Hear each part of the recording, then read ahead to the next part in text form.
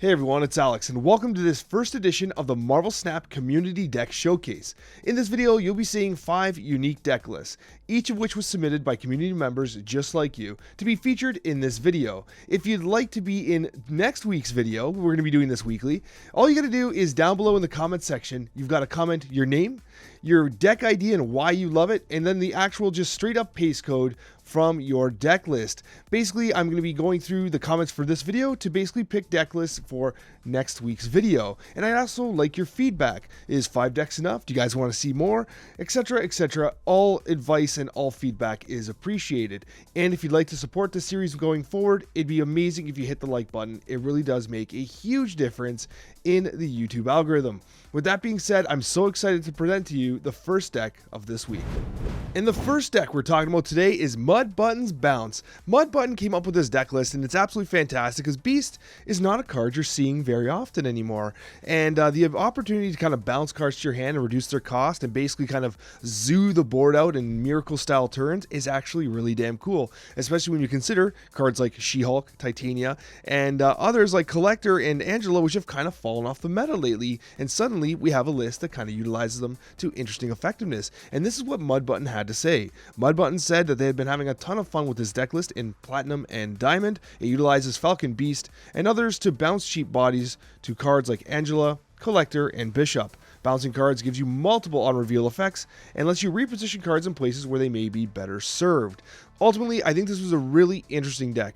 You're not seeing Falcon, you're not seeing Beast, and honestly, seeing a deck list that kind of really, takes some cards that aren't seeing a lot of play and utilizes them to good effectiveness is an amazing opportunity for players looking to win some squeaky, interesting, sneaky games in Marvel Snap.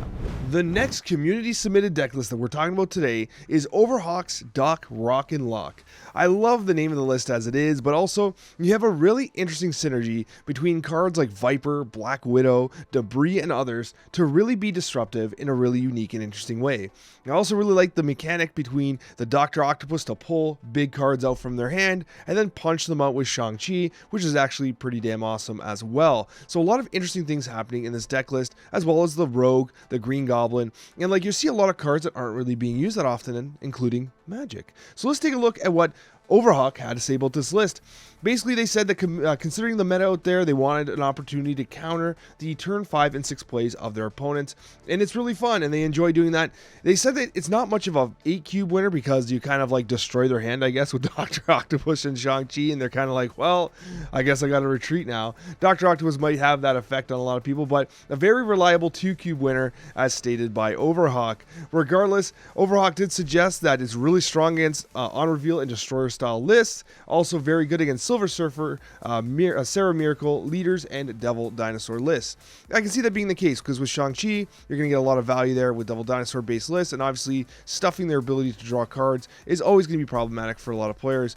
I really do like the inclusion of the Hood and Viper. It's a great 1-2 combo. I love Green Goblin. You have a play, if you go Hood, Viper, Green Goblin, like that is a 1-2-3 punch that is so disrupting to the enemy side of the board. It's a -5 while also providing yourself with 3 power on the board. It's basically an immense amount of disruption. So I really like the concept and the idea behind this deck. I really like seeing cards that aren't seeing too much play being utilized in interesting ways, and I thought that you guys would like it too. The next deck that really caught my attention was Explodium's Bash, and the reason why this one caught my attention is because first of all, I love Silver Surfer. I think it's a fantastic card. I love the gameplay style as well. But one of the 3 drops that this almost never gets played with Sarah Surfer is Kingpin. I mean, you almost rarely ever see Kingpin. How often do you see Kingpin in a Surfer list? Not very often. It's a 3-4. That's pretty good. It has an effect. If a card moves there on turn 6, destroy it. That could be cool with Juggernaut. By the way, there's some synergy there. You can't control it as effectively, but it's there. The synergy is there. However, you very rarely see Silver Surfer lists running anyone higher than Sarah because you want that turn 6 miracle play with the 3 cards. So when I see Arrow and Magneto in conjunction with Kingpin, I get a little excited because it gives you multiple win conditions. You can even play the Silver Surfer a little earlier if you wish to just proc the proc the cards on turn 5, and then you have the combination play of Arrow or Magneto on turn 6 in conjunction with the Kingpin. There's like multiple win conditions here, and essentially this is what Explodium had to say. Basically, they've been experimenting with some variations of this list, plays classic combos like Storm, Jug, Storm, and Brood, and others like that, but the backbone is most certainly the Sarah, Surfer, and the Brood.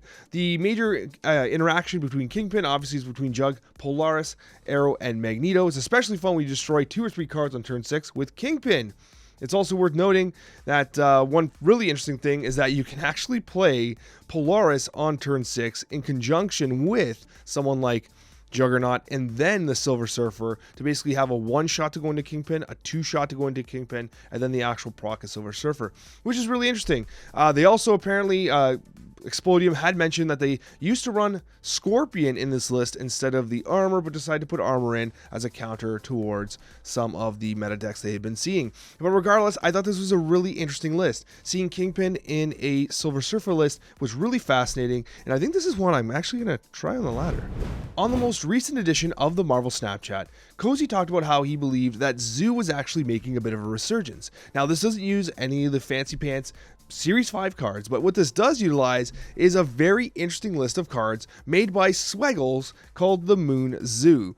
And I really like this because you're actually seeing Angela once again. Angela's fallen out of favor since the nerf, and I mentioned that prior, and I love seeing her come back. And you got Rocket Raccoon, you don't see that very often. You got Titania. This is a second list with Titania. What are we doing here? And again, Bishop Kazar and the Moon Girl, which is the namesake of the deck. This is what Swaggles had to say.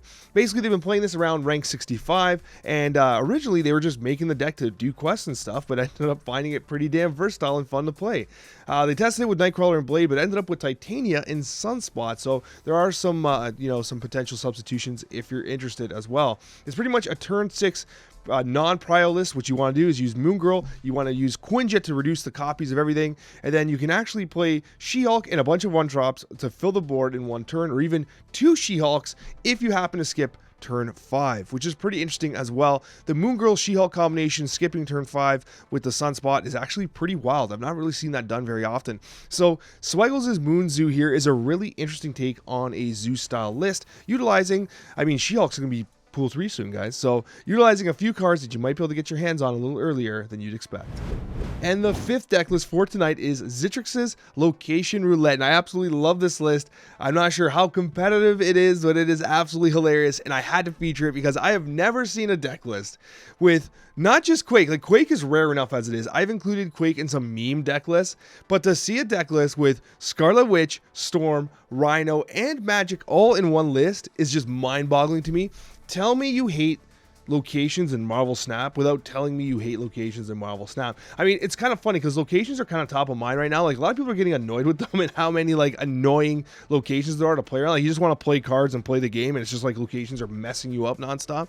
And so if that's you, I've got a deck list for you. And it's funny because Zitrix themselves actually said in the comment that, you know, the inspiration for this deck list was to kind of see if they can make Quake work. Like, Quake was underutilized, and I guess it just spiraled out of control to a complete location hate festival. So this is what we've got. And you still got heavy hitters like you got Dr. Doom, Magneto, Arrow. Like, these are great cards. These are just good cards, right? So you're going to get some value there. But the actual competitiveness of the list, man, I don't know. But it is damn funny. So I wanted to feature it because it is kind of like, it's the spirit of this video.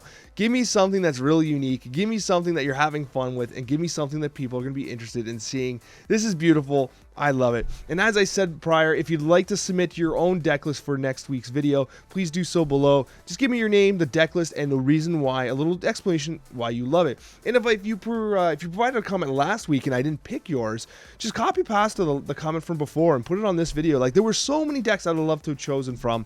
So don't get discouraged. If you want to kind of show your deck again for consideration this week, just put it back in and I'll be happy to evaluate it again. There was so many choices, it was impossible to just whittle down to 5. And also let me know, did you want to see 10? Is 5 enough? Like, you know what I mean? Like, I'm interested in your feedback. We got another video for you down below as well. So check it out if you're interested in seeing more Marvel Snap content. Thanks for watching, guys, and we'll see you in the next Marvel Snap video.